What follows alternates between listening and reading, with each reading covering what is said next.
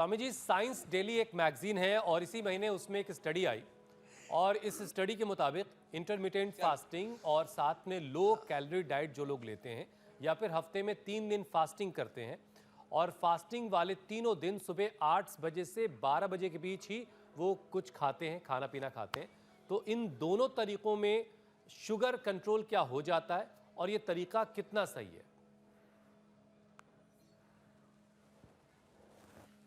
देखो, हमने कई वर्षों से, पिछले 30 वर्षों से कहा है कि भाई 40 साल से 50 साल से जिनकी ज़्यादा उम्र है वो 2 ही बार खाना कर दो।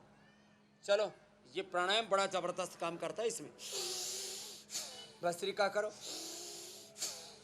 कपालभाति करो, अनुलोम विलोम करो। 40-50 साल से जिनकी ज़्यादा उम्र है वो 2 ही बार खाना खाना।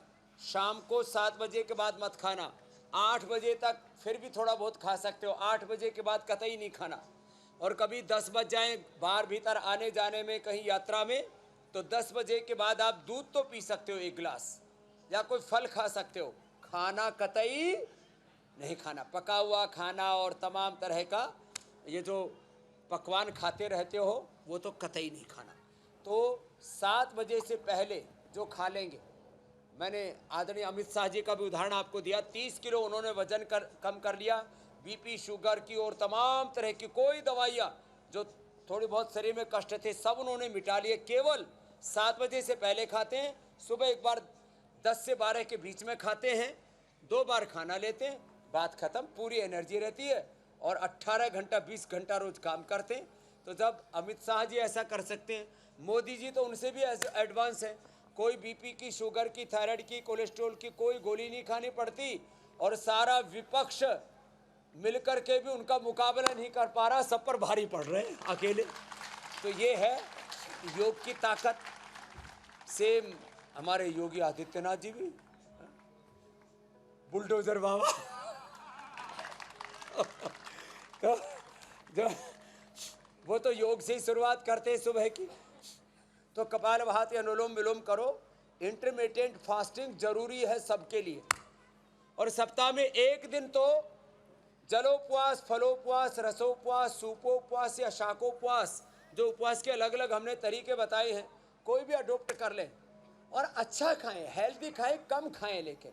और मैं तुम्हारे सामने लाइव एग्जाम्पल बैठा हूँ, 1-2 रोटी से ज़्यादा खाई नहीं, 20 साल तक तो अनाज ही नहीं खाया, खाली शाक सब्जियां फल खा करके ही जिंदा रहे हैं। और 17.5 हीमोग्लोबिन है और 67 किलो वेट है, यही 30 साल से। और ये मेरे बगल में बैठे हुए एनपी सिंह साहब खड़े होना, 35 साल की नौकरी में 1 दिन में मेडिकल लीव नहीं है, आधा घंटा खाली योग करके ही, और बहुत सादा आहार लेते हैं, पवित्रता से जीते हैं, मन में संतोष रखते हैं। सीनियर आईएएस ऑफिसर रहे होकर के रिटायर होकर के भारतीय शिक्षा बोर्ड के चेयरमैन है, 25 साल सेवा करने का और इरादा है। ये है संयमित जीवन की महिमा। स्वामी जी, संयमित जीवन की महिमा तो आप निरंतर बता ही रहे हैं और आप इसके सबसे बड़े उदाहरण हैं। अब मैं एक रिपोर्ट का जिक्र कर लेती हूँ जो WHO की तरफ से सामने आई है, और ये रिपोर्ट कहती है कि हाई शुगर से डायबिटिक रेटिनोपैथी की बीमारी तेजी से बढ़ रही है। देश में 3 करोड़ से ज्यादा, स्वामी जी, डायबिटिक रेटिनोपैथी के मरीज हैं। उसमें भी करीब 95 लाख ऐसे लोग हैं जिनको वक्त पर इलाज नहीं मिलने से ब्लाइंडनेस तक की दिक्कत हो गई है। तो रेटिना में प्रॉपर ब्लड का फ्लो रहे, नजर धुंधली ना हो, इसके लिए कौन कौन से योगाभ्यास करने चाहिए स्वामी जी? इसके लिए सबसे अच्छा है, एक तो अनुलोम विलोम करो, सबके सब हाथ ऊपर। जो अनुलोम विलोम करेंगे 100 साल से पहले नहीं मरेंगे। किसी को भी आंख की प्रॉब्लम, रेटिनोपैथी और कैटरेक्ट, ग्लूकोमा, नजर की कमजोरी, दृष्टि की दुर्बलता, एक तो दृष्टि ठीक होगी, एक जीवन का भी दृष्टिकोण भी ठीक होगा अनुलोम विलोम करना।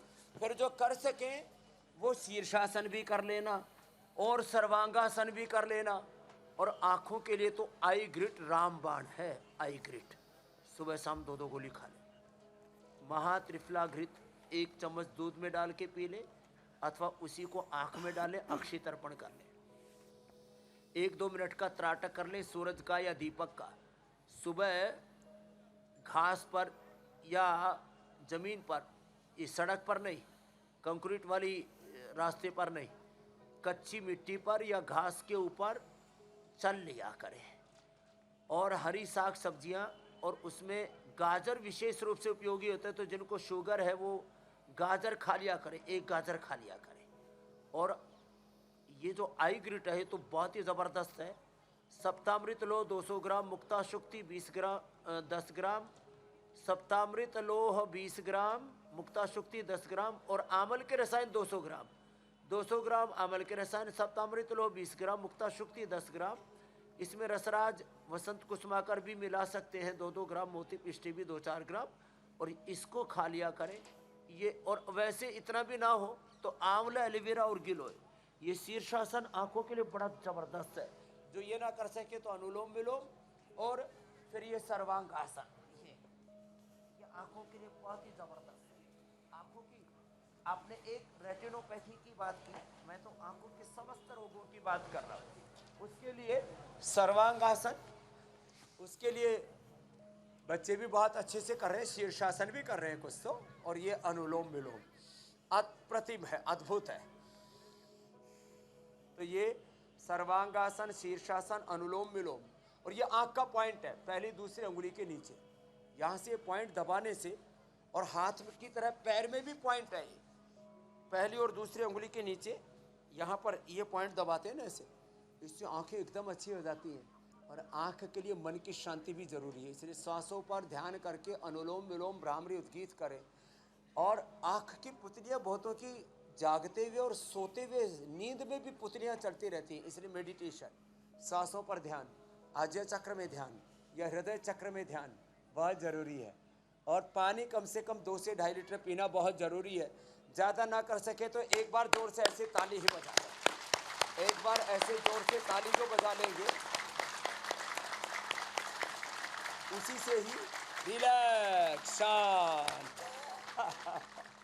देखो ऐसे जोर से ताली बजाने से आँख का भी पॉइंट दब जाता है, कान का भी, हार्ट का भी, डायबिटीज़ का भी, किडनी का भी, थायराइड का भी, और ये बहुत ज़रूरी है। और मुद्रा में ध्यान मुद्रा और वायु मुद्रा बड़ी अच्छी होती है, इसमें बैठ करके फिर प्राणायाम करना चाहिए। स्वामी ये जी पूरा पैकेज बता दिया है आँख के लिए।